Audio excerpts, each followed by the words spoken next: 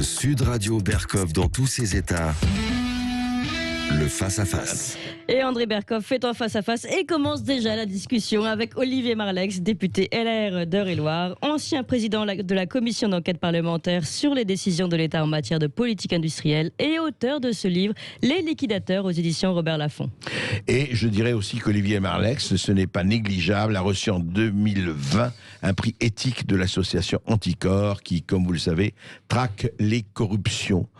Et j'ai bien aimé dans la page de garde, pendant la quatrième de couverture de votre livre, Olivier Marleix, vous dites « Depuis 40 ans, une élite veut liquider la France. Depuis 2017, cette élite est au pouvoir. » Elle n'existait pas avant ? Si, c'est ma thèse d'ailleurs, elle existait déjà. Mais j'ai vraiment essayé dans ce livre, c'est une question que je me suis posée à moi-même d'ailleurs, finalement c'est quoi le macronisme ? Il vient de la gauche, il a été, les Français semblent l'avoir oublié, il a été le bras droit de François Hollande pendant 5 ans sur les questions économiques. Donc vraiment le lieutenant, celui qui a pensé la politique économique brillante de François Hollande, brillante était évidemment dit en rien, de François Hollande. Et là il essaie depuis 4 ans de nous faire croire qu'il serait de droite et que la droite devrait disparaître puisque finalement il est là. Donc finalement c'est quoi le macronisme dans tout ça ? Et la thèse en réalité de mon livre, c'est de dire qu'en fait ce que fait Macron, ce n'est que la poursuite de ce qu'a fait ce qu'on appelait la deuxième gauche dans notre pays, c'est-à-dire cette gauche qui au tournant des années 80, ce qu'on appelle le tournant de la rigueur, a découvert la mondialisation avec des trajectoires d'ailleurs formidables pour certains d'entre eux. C'est Jacques Delors qui part à la Commission européenne, c'est l'ami qui part qui est d'IRCAB adjoint de Mauroy à Matignon, on fait les nationalisations, etc. Le type il part à la Commission européenne et il termine patron de l'OMC, le grand marché mondial, l'Organisation etc. mondiale du commerce. Voilà. Donc c'est toute cette gauche qui découvre la mondialisation. Dominique Strauss-Kahn qui devient FMI, etc. Cette gauche qui en fait est déjà très mondialiste dans sa tête. Elle est sur les questions migratoires. Le grand Michelet à la fin du 19e siècle disait que la gauche était mondialiste, que c'était son péché. Et donc eux ils sont mondialistes, mais ils découvrent la mondialisation financière. Et ils découvrent une mondialisation financière au pire moment, c'est-à-dire au moment où l'échange mondial devient un truc un peu gore, comme diraient les jeunes, c'est-à-dire où vous avez la Chine qui arrive là-dedans, qui fait du capitalisme d'État, vous avez un agent fou qui circule sur la planète, et finalement, ce grand capitalisme mondial, il n'a pas toutes les règles qu'il faudrait, puisqu'on peut produire 2 € de l'heure en Chine, vendre sur des marchés matures comme en Europe, et mettre ses dividendes dans un paradis fiscal.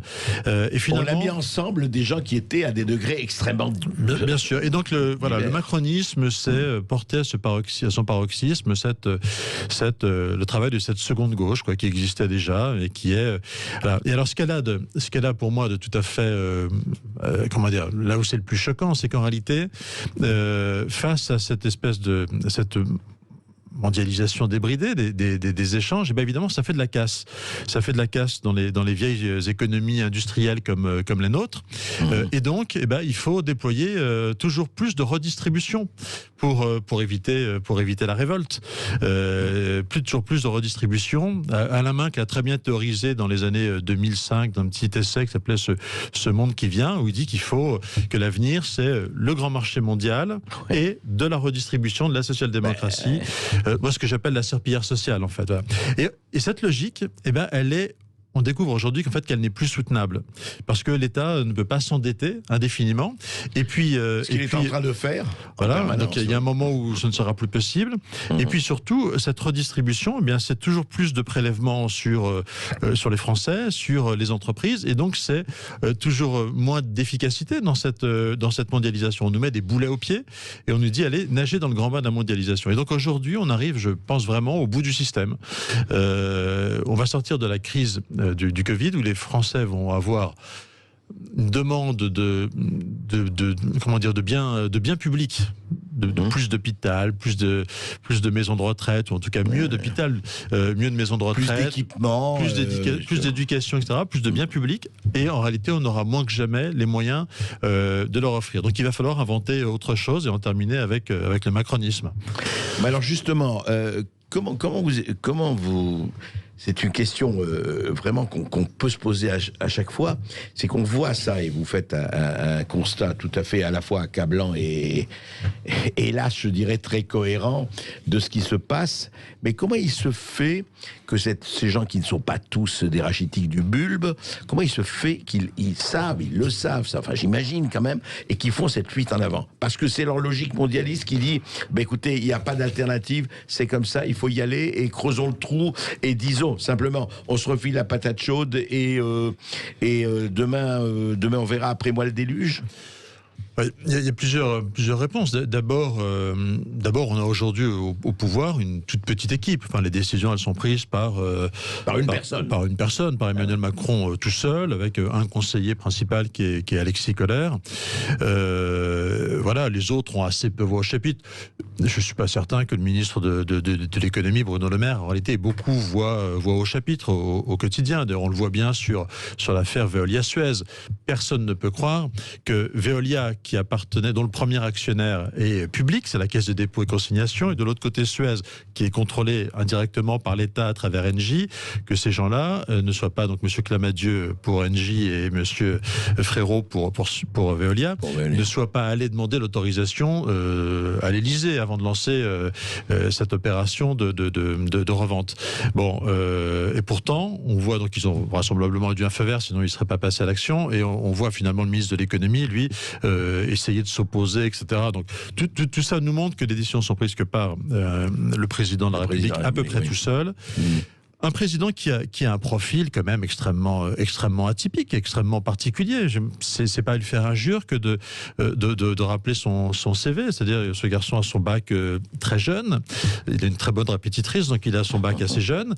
Il réussit tout de suite des concours d'entrée dans des grandes écoles. Donc il rentre à l'ENA. À la sortie de l'ENA, inspection des finances. Tout de suite récupérer sa seule vraie expérience de la vie, ça va être la commission Attali. Et puis il récupère par une banque d'affaires et hop, à l'Élysée sous François Hollande. Sa connaissance, je pense vraiment de la vie, du terrain, de la France. Oui, des réalités de notre pays, et donc sa capacité d'empathie avec ce que sont les Français. Je cite à la fin, en conclusion de mon livre d'ailleurs, cette phrase de Georges Pompidou qui s'interroge dans le Nœud Gordien sur comment choisir les bons dirigeants, et il dit exiger de nos dirigeants qui sortent des grandes écoles, qu'ils aient fait l'ENA, Normal Sup, c'est un réflexe d'ancien régime, dit Georges Pompidou, qui était pourtant lui-même agrégé de lettres. Et ça date de 74, 73. Un peu avant, par définition, et il dit rien ne remplace l'empathie, la connaissance des Français, etc. Et donc on a aujourd'hui des dirigeants qui ont grandi dans un monde très particulier, et ce qu'ils connaissent, c'est ce monde de l'argent, de ce capitalisme, que j'appelle ce capitalisme devenu illibéral. Ce capitalisme de connivence, on peut le dire, enfin, spécialement dans une France des Ménines de Velázquez. On se retrouve avec vous, Olivier Marleix, dans quelques minutes après les infos, et puis avec les auditeurs de Sud Radio. Voilà, n'oubliez pas que vous pouvez réagir à partir de 13h15 au 0826 300 300, venir justement poser des questions à notre invité Olivier Marleix, et puis vous pouvez aussi revenir sur les autres sujets que l'on a abordés aujourd'hui, notamment ce prix de l'électricité qui a augmenté de 60% en 14 ans, tout ça pour laisser la place à un espace concurrentiel. Ouais, ça pose quand même des questions, et puis la révolte des petits porteurs. On vous attend sur tous ces sujets. 0826 300 300, à tout de suite. Sud Radio Berkov dans tous ses états. Les Français parlent au français et les Français parlent des liquidateurs. C'est le titre du livre d'Olivier Marleix aux éditions Robert Laffont. Olivier Marleix, député LR d'Eure-et-Loire. Et je voudrais citer un extrait de votre livre, Olivier Marleix, qui m'a frappé et qui vous a évidemment frappé vous-même. Vous dites ceci, vous écrivez ceci: j'ai à l'esprit un échange avec un père de famille sur un rond-point à l'entrée d'année où je suis élu. Il me racontait qu'il était marié, qu'il gagnait 1800 € par mois, qu'il ne s'était jamais plaint de son salaire et qu'avec sa femme, ils avaient emprunté il y a 15 ans pour payer leur maison. Jusque-là, tout n'allait pas trop mal. Mais là, dit votre interlocuteur, ma fille vient d'avoir son bac. Elle est en fac à Rouen. Je dois lui payer une chambre. Cela me coûte 500 € par mois. J'ai demandé si je pouvais avoir une aide. On m'a répondu que j'étais trop riche. Trop riche, je rappelle, à 1800 € par mois. Je ne m'en sors plus, dit-il. C'est quand même... Oui, c'est évidemment un des problèmes aujourd'hui, quand même, je l'espère, je crois, les mieux identifiés dans notre pays. Cette question du fait que le travail ne paye pas suffisamment, d'une part. D'autre part, le fait que la redistribution, elle est... Finalement, elle est réservée enfin, elle exclut beaucoup de monde et elle apparaît très, très injuste. C'est la première fois, en fait, qu'aujourd'hui, ce sont d'ailleurs les gens, finalement, modestes, qui travaillent, mais qui sont comme ce monsieur juste au-dessus des minima, qui contestent la redistribution. Aujourd'hui, les gens les plus riches, finalement, trouvent ça formidable, la redistribution. C'est un peu comme une adhésion à un club privé, vous savez. Voilà, aujourd'hui, on donne, c'est une obole laïque pour les bonnes œuvres de l'État. Donc, les plus riches, finalement, ne contestent plus la redistribution. Ils savent, en général, d'ailleurs, quand même, s'en arranger un peu. Ils sont très, très, très, très riches. Et ce sont finalement les gens les plus modestes qui la contestent. Donc c'est vraiment que ça marche plus dans notre pays, qu'il faut remettre les choses à plat. Voilà. Bon, j'observe qu'il y avait quand même un président, moi, que j'aimais bien, qui était Sarkozy, qui avait bien identifié ce sujet-là, qui avait essayé de trouver une solution, qui était la question des heures supplémentaires pour travailler plus, pour gagner plus. Quoi. Et que M. Hollande a eu ce geste stupide de les supprimer. Mais alors justement, pour revenir au fond, c'est aussi le fond de l'affaire. Mais comment faire entre ce capitalisme de connivence et cet étatisme justement qui consiste aujourd'hui à ordonner, enfin sans ordonner, voilà, on fait tout, on ordonne, etc. Mais qui en fait est réduit presque une communauté réduite aux acquets. Oui, donc le paradoxe de la situation actuelle, c'est ça, c'est qu'on a des entrepreneurs qui sont plongés dans le grand bain de la mondialisation, qui sont confrontés à une concurrence mondiale extrêmement virulente. Comment faire face, une fois encore, à des produits qui sont fabriqués à 2 € de l'heure en Chine, quand vous avez un coût du travail qui est en moyenne de 35 ou 36 € de l'heure en France, je parle avec les charges, etc. Oui, coût du travail, un coût du travail moyen, évidemment. Cette concurrence, elle est insupportable, ou la question des travailleurs détachés, etc. Alors qu'on a toujours plus de charges, toujours plus de normes à l'intérieur. Donc il faut évidemment inverser complètement ce système. Aujourd'hui, on a l'étatisme, en fait, l'étatisme en bas, les normes, les charges, les contrôles. L'étatisme j'ai une petite commerçante à Dreux, dans ma circonscription, qui est venue me voir. Elle s'était pris un procès verbal de 10 pages pendant le premier confinement, parce qu'elle avait eu le malheur de faire une publicité sur Facebook. C'est une marchande de jouets. 10 pages de procès verbal. Il y a un fonctionnaire qui a eu le temps d'aller faire ça en plein confinement. Donc on a l'étatisme au quotidien qui épuise tout le monde, qui étouffe tout le monde, qui discrédite l'État d'ailleurs. Je pense que j'en suis venu à penser que ce n'était pas fait par hasard, cette envie de discréditer l'État. Et en revanche, là où on aurait besoin de l'État, c'est-à-dire dans les grands échanges mondiaux, là où on aurait besoin d'un État stratège, d'un État qui accompagne, d'un État qui protège, en se battant pour que l'Europe soit un peu plus protectrice, pour qu'elle se batte contre la concurrence déloyale, ou qu'on le fasse nous-mêmes, eh bien là, l'État est aux abonnés absents. Et l'État laisse faire, il laisse vendre Alstom, il laisse vendre Alcatel, avec derrière des dégâts considérables pour notre économie. Donc parce qu'il y a eu une foule de ventes incroyable. Enfin, la France à la découpe, quoi. Sous M. Macron, ministre de l'économie, on a eu vraiment l'âge d'or des fusions-acquisitions. C'est-à-dire qu'on n'a jamais autant vendu, laissé vendre. Dans l'histoire de la Ve République, oui, des fusions-acquisitions d'un montant de 5 à 10 milliards. Sur la place de Paris, vous en avez une tous les 3-4 ans. Là, vous en avez eu, en l'espace de 2 ans, vous avez 4 méga fusions-acquisitions qui se font. Alors qui malheureusement se font toujours au détriment de la France. C'est-à-dire que les fusions-acquisitions, c'est pas mal quand vous êtes celui qui achète, parce que vous allez prendre le contrôle d'un concurrent et vous allez récupérer ses marchés. En revanche, quand vous êtes le vendu, si je puis dire, c'est beaucoup moins bien, parce que c'est sur votre dos que va se faire la réduction des effectifs, etc. Et la pression sur les sous-traitants. Alcatel, Alstom, enfin, on va revenir. Alcatel, 4e plan social. Donc, Alcatel, vente. Signée, autorisée par M. Macron. Hein. Sans sa signature, elle n'était pas autorisée. C'était une entreprise stratégique. On est, depuis que cette vente a eu lieu, il y a 4 ans, on en est au 4e plan social. Alstom Power, les turbines de nos centrales nucléaires, on va être à 4000 emplois supprimés depuis le rachat par GE. Rachat par GE qui est une catastrophe, parce que GE n'était pas le bel américain en bonne santé. Au contraire, c'est une boîte qui avait de grosses difficultés, General Electric, par ailleurs, à cause de son système de retraite, etc. Voilà, tout est à l'avenant. On a eu sous cette ère Macron, on a jeté en pâture plus que jamais nos grandes entreprises dans ces grands mouvements de fusion-acquisition transnationale, sans le moindre souci de protection de l'emploi dans notre pays, de notre appareil productif. Voilà. Mais est-ce que ça revient... quand la crise du Covid fut venue, on se retrouva fort dépourvu. Hein. Oui, et puis on a vu comment d'ailleurs, puisque l'État a délégué à l'Union européenne l'achat des médicaments et des doses, on a vu le résultat. Hein, oui, mais ça c'est un scandale. Mais ça, on est d'une naïveté. Enfin, il y a une responsabilité particulière de la Macronie là-dedans. Évidemment qu'on pouvait, que c'était pas idiot de demander à l'Europe d'utiliser sa force de frappe. L'Europe, c'est le premier marché mondial, donc première puissance économique mondiale. C'était pas idiot de demander à l'Europe de faire des achats groupés. Mais nos voisins allemands, qu'est-ce qu'ils ont fait? Ils ont laissé faire l'Europe et ils ont acheté en parallèle. La Belgique. Alors aussi. Que nous, on est les neuneux de service, on a tout attendu de l'Europe.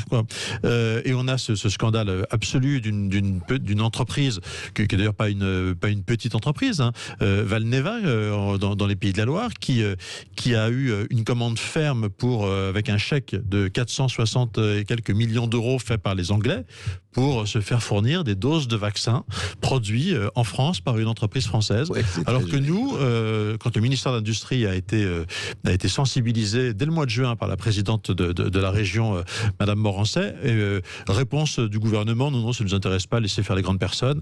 Voilà, enfin, on a une espèce de choix, d'aveuglement idéologique. On revient à votre question de départ.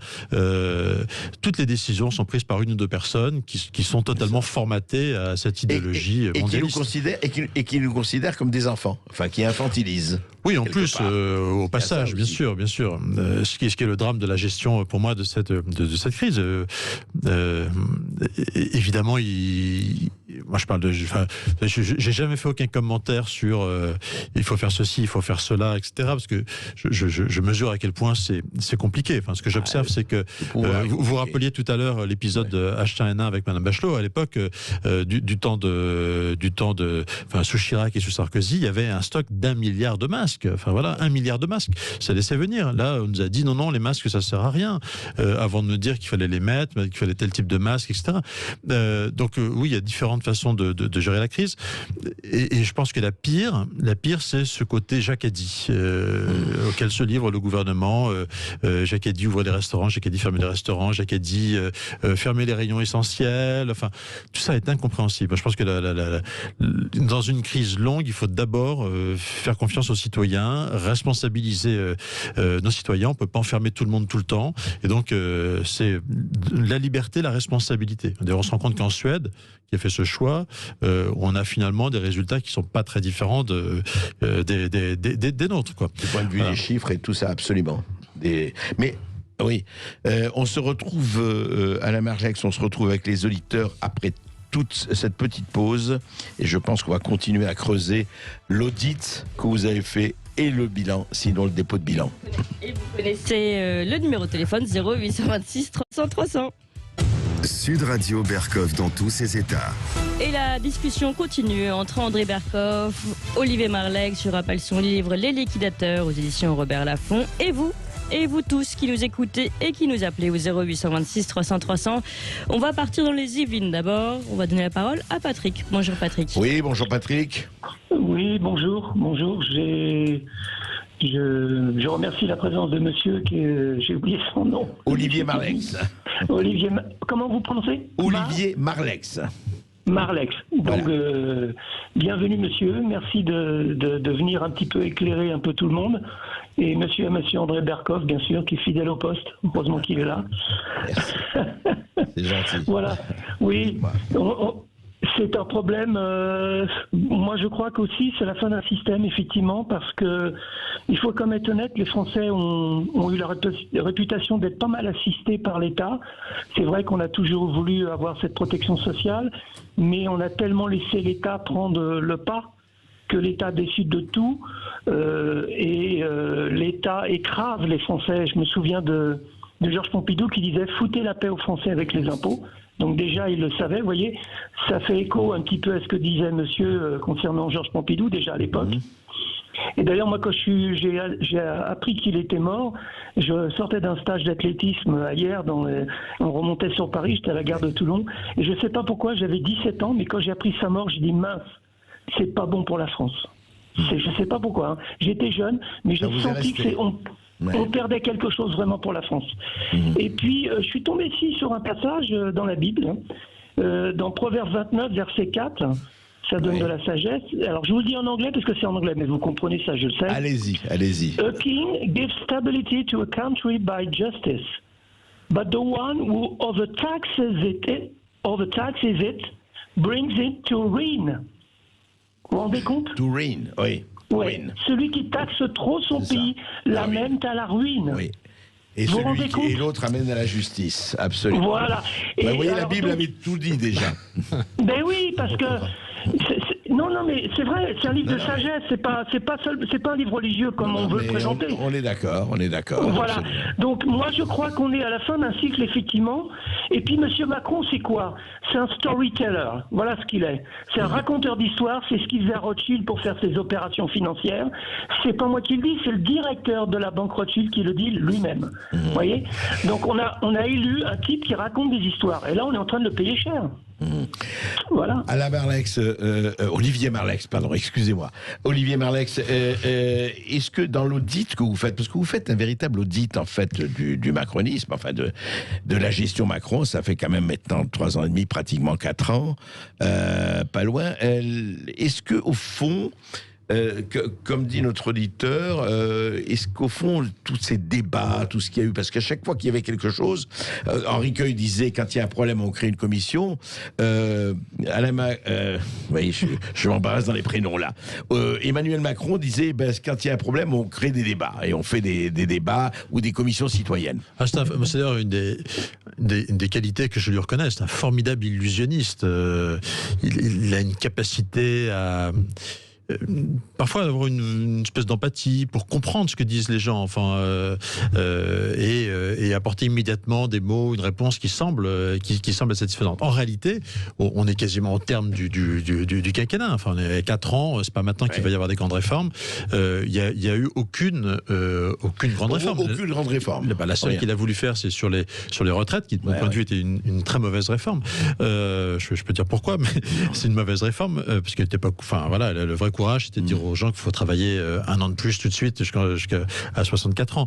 Bon, au lieu de ça, c'était des chinoiseries. Tout ça n'intéressait finalement que BlackRock et ceux qui allaient pouvoir créer des fonds de pension à la française. Mais donc non, il n'y a pas eu le bilan en termes de réforme, il est absolument nul. Je voudrais revenir sur la référence que fait votre auditeur sur la période Pompidou, parce qu'en fait, c'est une période, ce que j'essaie de faire dans mon livre, d'ailleurs, après avoir dit ce qu'était le macronisme, j'essaie de voir comment on pourrait y répondre demain. Et je pense que la période Pompidou, elle est très très intéressante, parce que comme Pompidou, effectivement, on est dans une situation qui pouvait ressembler un petit peu quand en 58 le général de Gaulle revient. Donc Pompidou n'est pas Premier ministre tout de suite, il l'est qu'en 62, mais on est confronté à la concurrence européenne. De Gaulle en 58 fait le choix de rentrer dans le marché commun. On lui dit, on a signé l'année dernière le traité de Rome, mais on peut s'asseoir dessus, mon général. Et il dit non, il faut que notre économie, elle se challenge en rentrant dans l'union, dans le marché commun. Et donc, qu'est-ce qu'on fait dans cette période gaulo-pompidolienne ? On cherche à se rendre d'une part plus compétitif, c'est-à-dire effectivement à baisser les charges, à baisser les normes sur nos entreprises, pour donner pour libérer des énergies dans notre pays, parce qu'il y a la richesse, on la crée soi-même par le travail, par la liberté d'entreprendre. Il n'y a pas d'alternative à ça. La redistribution ne peut venir qu'une fois qu'on a produit, qu'on a créé cette richesse. On le produit que ce qu'on a. Donc on clair plus de liberté à l'intérieur, et en même temps Pompidou a parfaitement au clair cette vision qu'il faut mieux organiser notre économie dans la compétition qui s'ouvre. Donc on va avoir un État stratège qui va accompagner les entreprises, qui va d'ailleurs parfois les forcer à se regrouper pour peser davantage dans la compétition. Voilà, on a plus de liberté à l'intérieur et un État stratège, moins d'États en bas et plus d'États en haut. Mais Olivier Marleix, est-ce que c'est coïncidence ou pas que ce que vous dites que le dernier budget en équilibre qu'on a connu en France, c'est en 1974 ? Oui, il y a d'abord eu, il y a eu la crise du pétrole, évidemment, il y a eu tout ça, qu'il faut pas oublier. Mais c'est vrai que petit à petit s'est installée quand même cette idée. Alors, on a commis des erreurs spectaculaires en France. Par exemple, c'est vrai que je m'attache beaucoup aux questions industrielles. Il y a une époque, dans les années 90, où on a fait cette analyse. Et une fois encore, c'est la deuxième gauche que j'évoquais tout à l'heure, a une grosse part de responsabilité. Chirac n'y est pas pour rien non plus. Pardon ? Chirac n'y est pas pour rien non plus. Qu'il fallait devenir, en tout cas, une économie de... Je suis pour la paix des ménages dans ma famille politique. Qu'il fallait devenir une économie de services. Que l'industrie, c'était fini. Et on a arrêté de se battre, de défendre notre industrie dans la compétition mondiale. Ce qui est évidemment une erreur colossale. Vous savez qu'en France, la production industrielle, elle est faite pour moitié, 50%, par seulement 80 entreprises. 80 grandes entreprises assurent 50% de la production industrielle. À chaque fois qu'on en laisse une, Alstom, Alcatel, quelques autres tombés... Mais 80 entreprises en tout. En tout, 80 seulement, assurent 50% de la production industrielle dans le pays. Donc quand on en laisse une se faire racheter par un investisseur étranger, petit à petit, on condamne notre appareil productif en réalité. Bien sûr. Mais alors justement, oui, mais vous évoquiez Pompidou, juste un mot, Olivier Marleix. Le problème, c'est qu'on n'est plus du tout dans le même monde. 50 ans après, ou pratiquement, ou presque, enfin, la mondialisation a totalement changé aussi. C'est-à-dire que, effectivement, on ne s'est pas du tout prémuni. Mais est-ce qu'on n'a pas été, juste pour revenir à ça, vous évoquez quelque chose d'ailleurs, à l'article 3 de la Constitution, puisque la démocratie, c'est les représentants et le référendum. Bon, le dernier référendum, 2005, les Français ont voté à 55% contre celle de la Constitution européenne. On s'est assis dessus, on sait ce que ça a donné. Mais est-ce que ça n'a pas été ça, gauche et droite confondus, qu'au fond, on n'a pas du tout tenu compte, mais depuis toujours, de ce que pensaient les électeurs ou de ce que pensaient les Français ? C'est sûr que depuis... depuis quelques décennies, je ne vais pas mettre de nom, pas de date précise, mais on a quand même le sentiment qu'on est dirigé par une élite qui est une élite souvent technocratique dans sa formation. J'ai beaucoup d'admiration pour les gens qui réussissent les concours, mais peut-être chacun à sa place. Or, la vie politique française, elle a été cannibalisée par des hauts fonctionnaires qui n'ont eu de cesse de nous adapter, de vouloir nous adapter à la mondialisation. Alors, oui, il fallait sans doute toujours cette part, on est dans une compétition mondiale, il y a cette part faut chercher à se mettre à niveau de la compétition, mais il ne faut pas non plus vouloir s'adapter de manière totalement invraisemblable à des choses auxquelles on ne pourra jamais s'adapter. On ne fera jamais travailler les Français pour 2 € de l'heure, donc on ne sera jamais totalement compétitif. Donc il y a un moment où il faut aussi avoir le souci de mettre un peu de protection. Et je pense qu'on aurait une classe politique un peu plus empathique, un tout petit peu moins techno, un tout petit peu moins planante. Elle aurait eu un peu plus d'empathie pour les Français, et elle aurait peut-être cherché à mettre un peu plus de protection sur notre économie. Et je pense qu'un peu de protection éviterait beaucoup de redistribution, éviterait ce que j'appelle cette serpillière sociale qu'on passe allègrement. On employait cette expression entre nous tout à l'heure, c'est la mutualisation des pertes et la privatisation des profits. C'est un peu la loi du genre que, y compris nos dirigeants, donnent le sentiment de servir parfois, quoi. Allez, vous continuez de nous appeler 0826 300 300. Vous continuez de débattre, on vous attend. Et vous continuez de nous appeler au 0826 300 300 et de venir poser des questions à notre invité Olivier Marleix. Et justement, allez, on va dans l'aude, on va donner la parole à Frédéric. Bonjour Frédéric. Bonjour à Olivier Marleix et bonjour à André. Bonjour Frédéric. On vous écoute. Oui, je vous appelais donc pour rebondir sur l'affaire GameStop, notamment dans la discussion que vous aviez tout à l'heure. Oui. Et bon, vous dire que j'ai fait partie de ces petits particuliers qui se sont, entre guillemets, ligués contre ces hedge funds. D'ailleurs, à ce sujet, en préambule, il y a eu un article du Parisien qui est paru dimanche sur notre combat contre ces hedge funds. Oui.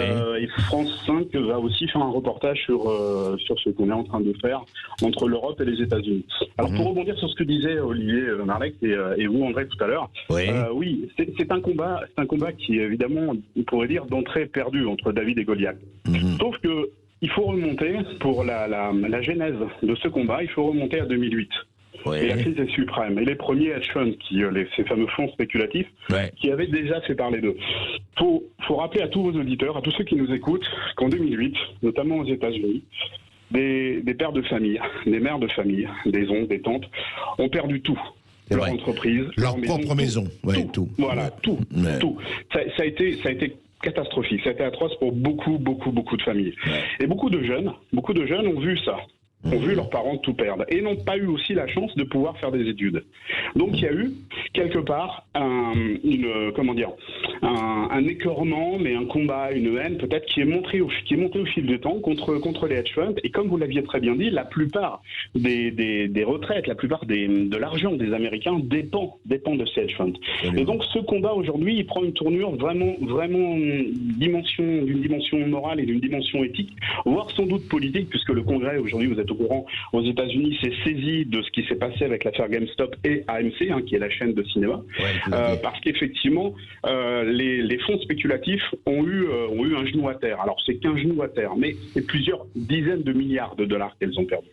Et donc aujourd'hui, si on veut comprendre ce combat qui est aussi européen et qui est aussi qui est international, c'est justement en revenant à 2008 et aux excès de cette crise des subprimes. Alors justement, c'est très intéressant vous soulever ce problème parce que je vais l'éteindre, on va en parler avec Olivier Marleix. Ce qui est intéressant dans cette histoire, Julien Messia a appelé le mot de populisme boursier, mais au-delà de ça, c'est vrai, et vous faites très bien de rappeler les subprimes et la crise de 2008.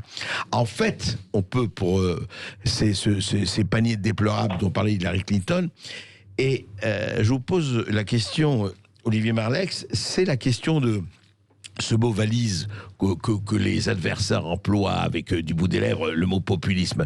Mais toute cette population qui a été laissée pour compte, qui ont été plus ou moins abandonnés, qui sont considérés comme Christophe Guilluy, la France périphérique et autres, qu'on a un peu dégagé, disons le mot, en disant on va pas vous laisser crever de faim, mais enfin vous ne servez plus à rien. Il y a les métropoles mondialisées et le reste. Est-ce que tout ça, aujourd'hui, ne constitue pas un cocktail qui peut effectivement, un cocktail, je dirais presque à explosion? Bien sûr, mais on vit une phase du capitalisme mondial qui est totalement inédite. Jamais dans notre histoire, les États n'ont été à ce point faibles et affaiblis par rapport aux puissances financières. Les GAFA. Alors, notamment avec les GAFAM, un phénomène très intéressant, c'est-à-dire qu'on est en train de reconstituer dans ce capitalisme des monopoles, là où le libéralisme, la théorie économique économique libérale nous apprend que le mal absolu, ce sont les monopoles. Donc on a un capitalisme. Il y a 40 ans, les mots capitalisme et libéralisme s'employaient de manière très synonyme. C'était le même système face au système socialiste qui gouvernait la moitié de l'Europe, je le rappelle. Aujourd'hui, ces deux notions sont en train de se détacher. C'est ce que j'écris dans mon livre. Le capitalisme mondial, il devient illibéral, il devient destructeur, il écrase le petit. Pourquoi ? Parce qu'il se joue finalement des imperfections du marché mondial. Le grand marché mondial sur lequel circule l'argent, on parle de dizaines de milliards de milliers de milliards de dollars. Oui, trillions. On disait 14-15 000 milliards de liquidités en circulation permanente. Bon. Et avec finalement insuffisamment de règles, évidemment. Alors, l'Europe a essayé d'organiser un peu les choses après la crise des subprimes, où il y a eu un très important mouvement de régulation au niveau européen pour essayer de mieux nous protéger, demander aux banques d'avoir davantage de fonds propres, etc. Mais ce chantier alors on n'échappera pas à la mondialisation, mais il y a un immense chantier devant nous de régulation de cette mondialisation. Donc arrêtons d'emmerder. Et moi, ça m'effraie de voir que, je parlais tout à l'heure de la marchande de jouets de Dreux qui s'est pris un contrôle de la DGCCRF. Le café qui se fait fermer parce qu'il a servi à 6h15. Arrêtons de mettre notre intelligence, et Dieu sait s'il y en a dans notre administration, à contrôler les petits, et mettons-la à contrôler les gros et à inventer des systèmes de protection de notre économie. Nos douanes, par exemple, on pourrait très bien les mettre à pourchasser davantage la concurrence déloyale en utilisant les traités, etc. etc. Oui, mais Olivier Marleix, il y a un autre problème qui est peut-être plus vaste, on est d'accord là-dessus, on en a parlé, mais il y a le problème, vous parlez justement des gens, voilà, le capitalisme et le libéralisme, mais il y a quelque chose dont le capitalisme s'accommode très très très bien, c'est l'autoritarisme. Regardez le modèle chinois. Pardon, modèle chinois, c'est quoi ? C'est allez-y, les entrepreneurs, enrichissez-vous. Il y a le Parti communiste, vous ne touchez pas au Parti communiste, parti unique, et puis les autres, allez-y, il n'y a aucun problème. Je suis d'accord avec vous, c'est une réflexion qui ne doit pas nous échapper, c'est-à-dire que c'est un modèle. Hein. Le monde de l'argent n'a jamais eu besoin de la démocratie. Regardez, assez proche de nous dans notre histoire, on vante souvent la période orléaniste, de Louis-Philippe, pardon. À l'époque, on a un système de suffrage censitaire. Bon, donc voilà, c'est vrai que c'est un vrai sujet pour nos démocraties les plus proches de nous. La Chine, effectivement, c'est un système capitaliste, un capitalisme particulier, un capitalisme d'État, mais qui n'a effectivement rien de libéral sur le plan politique. Allez, on retourne au standard. Oui. Frédéric, je voudrais intervenir. Oui, je voudrais intervenir par rapport à ça, au modèle capitaliste, mais par rapport à la Chine et autres, mais surtout revenir sur GameStop. Au-delà du combat des PP et de certains anciens professionnels de la finance dont je fais partie, il faut aussi envoyer un message. C'est un message envoyé aux politiques, et vous en avez un sur le plateau. Aujourd'hui, ce qui s'est passé à GameStop est quoi ? Cette entreprise allait faire tout simplement faillite, parce que son modèle économique aujourd'hui n'était quasiment plus viable. C'est pour ça que ces requins de la finance, ces vautours, les hedge funds, ont été dessus pour essayer de la massacrer, l'acheter à bon compte. Bref, le mécanisme a été expliqué tout à l'heure, je ne reviens pas dessus. Mais qu'est-ce qui s'est passé avec ce combat ? Eh bien, le cours donc a monté. Résultat, GameStop s'est retrouvé avec une capacité, une trésorerie qu'elle n'avait pas pour pouvoir se réinventer. Ne plus faire faillite et sauver ses emplois.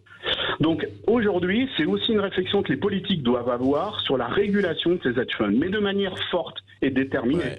Parce que si les particuliers que nous sommes capables, de manière épisodique, de contrer ce genre de pratiques pour sauver des emplois, sauver des industries, faire en sorte que l'entrepreneuriat continue à exister dans notre monde, il faut que les politiques aient du courage.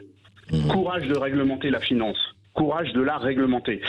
Et juste une petite chose, en 2008 et 2010, un décret qui est l'IAS 39, peut-être qu'Olivier Marleix le sait, qui a été promulgué par le ministre du Budget de l'époque, qui est Jean-François Copé, qui a été fait pour sauver les banques, mais qui a été depuis travesti par le Code monétaire et financier international, permettait de sortir les actifs toxiques du bilan de toutes ces banques. C'est anti-républicain, hein, si on va par là. Parce qu'aucune autre entreprise en France n'avait le droit de sortir de ces bilans, ces actifs toxiques. Je répète, ce décret, c'est l'IAS 39. Uniquement sur les banques. Uniquement les banques avaient le droit, oui, c'est ça? Oui, et c'était complètement illégal quelque part, mais c'était pour sauver les banques. Donc à la rigueur, il a eu ce courage, Jean-François Copé. Il a eu ce courage de le faire.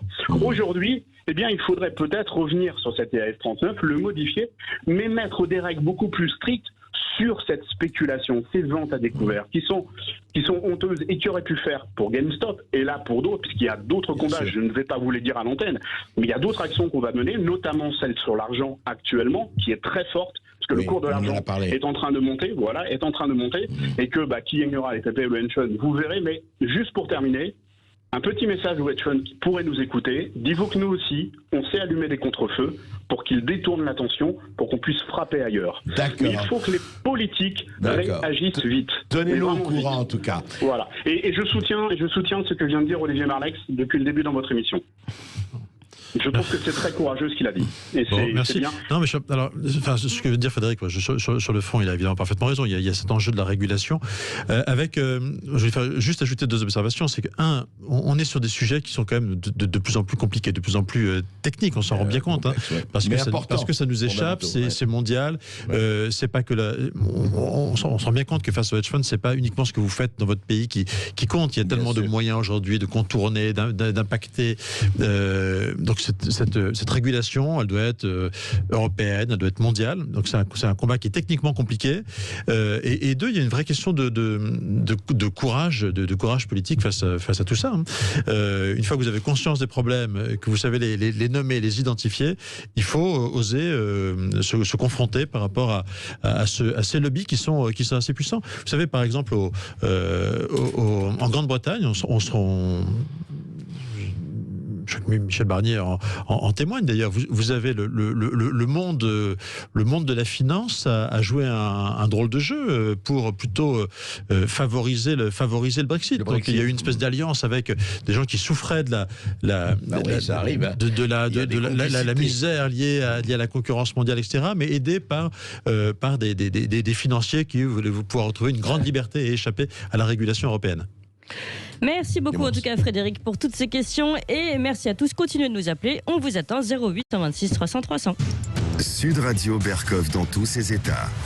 André Berkoff dans tous ses états, bien sûr. Olivier Marleix, je ne sais pas. Et vous, en tout cas, vous aussi, vous nous appelez au 0826 300 300. On donne la parole à Claude qui nous appelle de Perpignan. Bonjour Claude. Oui, bonjour Claude. Bonjour André Berkoff, bonjour Olivier Marleix. Voilà, je voudrais d'abord dire que je suis tout à fait d'accord avec ce qu'a dit Olivier Marleix et j'apprécie beaucoup ses positions. Mais je voulais revenir un tout petit peu sur la partie Anne de Bréjas et le prix de l'électricité. Mais il y a quand même un lien entre les deux. Parce que quand Olivier Marleix souligne que tout le secteur industriel s'en va et que, etc., je voudrais dire qu'il va y avoir bientôt, et sous la pression de la Commission européenne, il va y avoir bientôt peut-être la mise en concurrence des concessions hydrauliques françaises, ce qui est proprement scandaleux. L'idée que demain, éventuellement, puisse répondre à une soumission et gagner cette soumission un étranger pour gérer les barrages hydrauliques électriques français. Ça, c'est complètement aberrant. Mais c'est pas mon sujet. Mon sujet, c'est pour dire que dans ce qu'a dit Anne de Bréjas, il y a 80% de vrai, il y a 20% d'erreurs d'optique, si vous voulez.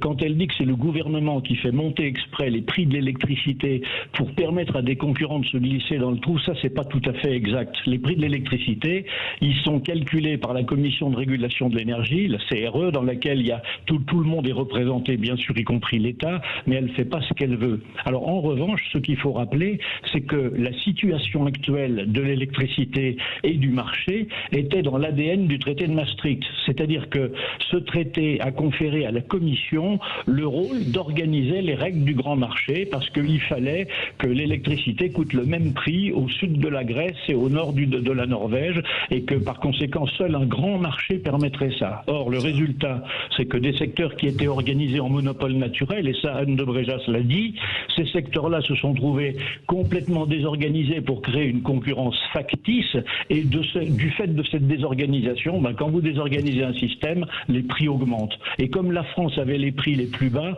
c'est sans doute chez nous que la désorganisation a fait le plus de dégâts. Ça, je crois qu'il il fallait le rappeler. Et il fallait dire aussi qu'aujourd'hui, dans le facteur qui fait augmenter le prix de l'électricité pour les particuliers, il ne faut pas oublier les 30% maintenant de CSPE, cette fameuse contribution au service public de l'électricité, dont une bonne partie sert à financer l'éolien, le photovoltaïque et tous les tarifs sociaux les intermittents du spectacle. Oui, non, pas les intermittents du spectacle. Enfin voilà. Donc moi, je voudrais dire simplement que on loue encore. J'entendais il n'y a pas très longtemps, peut-être bien même sur cette radio à d'autres heures, on louait les progrès que la pensée de Friedman a fait faire par rapport à l'interventionnisme d'État de Keynes je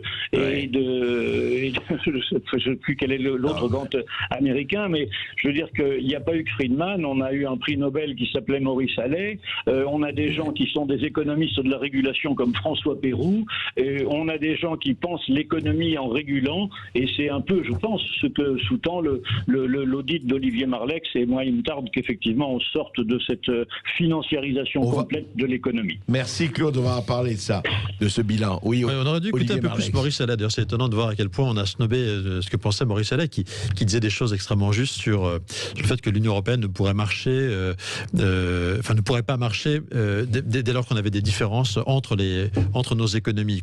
Que le libre-échange, ça suppose d'être des partenaires en situation équivalente. C'est d'ailleurs à peu près aussi ce que dit la théorie, y compris néolibérale. Non, sur la question d'EDF. D'abord, il faut rappeler quand même que EDF, c'est un consensus politique national dans notre pays depuis qu'on a décidé de devenir indépendant en matière énergétique après la guerre. Il y a un consensus qui est allé, qui a concerné tout l'échiquier politique. Et donc, il ne faut pas rompre ce consensus.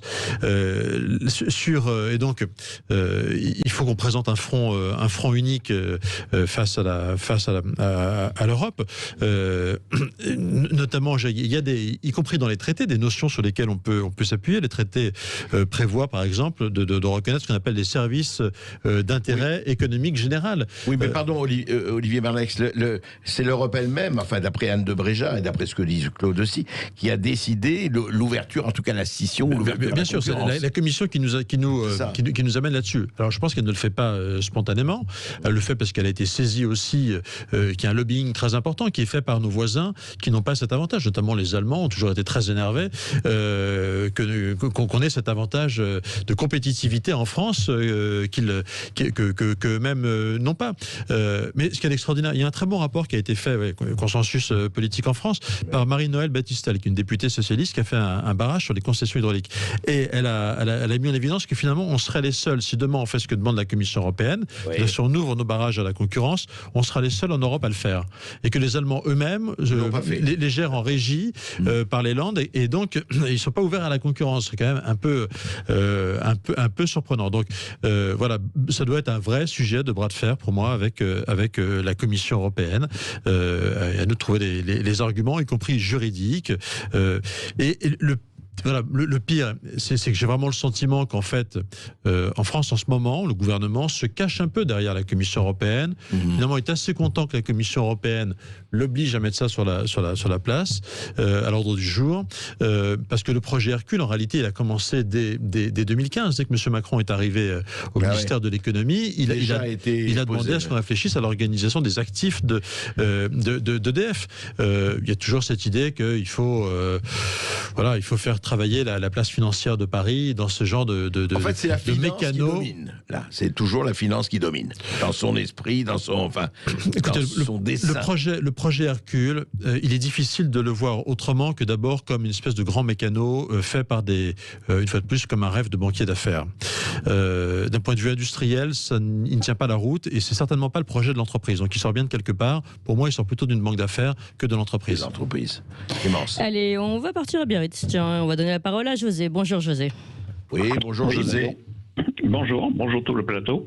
Je voulais intervenir sur le EDF en écoutant très, très attentivement tout ce qui s'est dit. Oui. En ce qui concerne EDF, d'une manière générale, la production d'électricité, on oublie aussi le fait que la Commission européenne, ce qui a déjà été dit, a été très très actif dans ce que moi j'appelle le démantèlement de l'EDF. En particulier, M. Juncker a obligé tous les pays européens d'échanger 10% de leur production avec les pays voisins. Alors, en ce qui concerne la France, c'est assez intéressant, par exemple, avec l'Espagne, qui est le côté où j'habite. Elle est obligée, évidemment, de donner 10% de sa production à l'Espagne. Allez voir que la production est largement suffisante. Et c'est comme ça qu'elle récupère une partie de la production espagnole, qui est réputée être de la production verte solaire. Donc, ça permet de présenter à EDF un mix convenable. Et comme par hasard, aujourd'hui, il s'agit d'un projet non négligeable, d'un câble sous-marin entre Bilbao et Bordeaux, pour pouvoir, comment dirais-je, satisfaire les obligations que nous donne la Commission européenne, obligations qui sont faites évidemment derrière un pupitre de PC, mais certainement pas sur le terrain. C'est pas nouveau, oui, on est d'accord. Oui. Et donc en particulier, tout ceci participe à ce que j'appelle la désindustrialisation de la France, dont vous avez parlé avec monsieur le député tout à l'heure. Oui. C'est une partie qui est non négligeable, et depuis, j'ai assisté à ceci, moi, quand je travaillais en Allemagne en 1990, à partir de la chute du mur de Berlin. L'idée était de dire, c'est plus la peine d'investir ni d'étudier des futurs projets, il suffit de prendre ce qu'on appelait on the shelves, c'est-à-dire ce qui était disponible sur les étagères. Et à partir de ça, on a arrêté à la fois dans nos entreprises les budgets d'études et de développement à moyen et long terme. Et ça fait partie. Et on a délégué, absolument. On a délégué ce qui a fait partie de la désindustrialisation de la France. Merci. Je voudrais, parce qu'on arrive un peu au terme de l'émission, je voudrais demander à l'auditeur Olivier Marleix, qui a fait donc le bilan. Quand il y a un bilan négatif, qu'est-ce qu'on fait? On licencie, on demande à la personne écoutez, on le remercie pour ce qu'il a fait, ou on ne le remercie pas, mais on change peut-être de poste, parce qu'en général, quand on fait un bilan, on le dépose en tout cas. Et alors, quel est vraiment, si vous aviez à résumer et à expliquer en quelques phrases, en lignes rouges, les lignes rouges de ce bilan que nous avons aujourd'hui? En quelques phrases, c'est compliqué, mais clairement pour moi, au terme de ces 4 années de quinquennat, on est très très loin de la révolution qui nous était promise. C'était le titre du livre-programme d'Emmanuel Macron. On est vraiment en réalité dans une espèce d'accélération d'un mouvement qui lui est bien antérieur et qui a parfois concerné, il faut avoir l'honnêteté de le dire, pas que la deuxième gauche, parfois aussi malheureusement aussi un peu la droite. En tout cas, on est au bout de ce système qui suppose grande ouverture au marché et derrière qui a un effet destructeur qu'on compense par de la redistribution. Donc je pense qu'il faut carrément inverser totalement la façon de penser les choses. Il y a urgence à recréer un appareil productif, à se donner les moyens de recréer de la richesse. C'est faisable, Olivier? Oui, c'est faisable. On a plus délocalisé que les autres. On n'a pas délocalisé toujours par plaisir, on l'a fait par stratégie, malheureusement.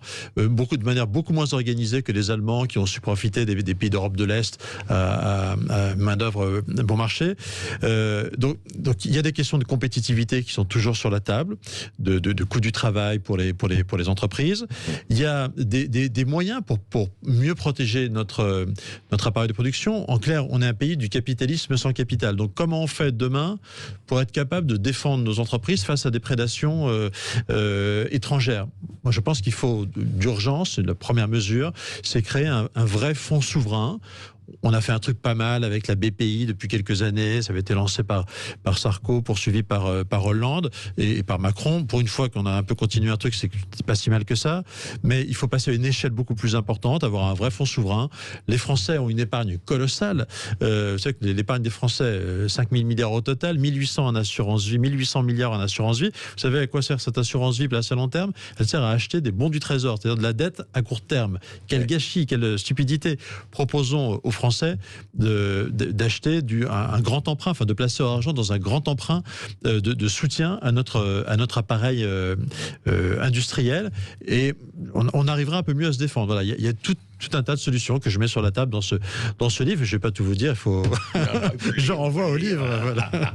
On est bien d'accord. Et ils le liront, les auditeurs de Sud Radio. D'ailleurs, on va redonner tout de suite les références précises. Les Liquidateurs aux éditions Robert Laffont. Voilà, vous le trouvez dans toutes les très bonnes librairies.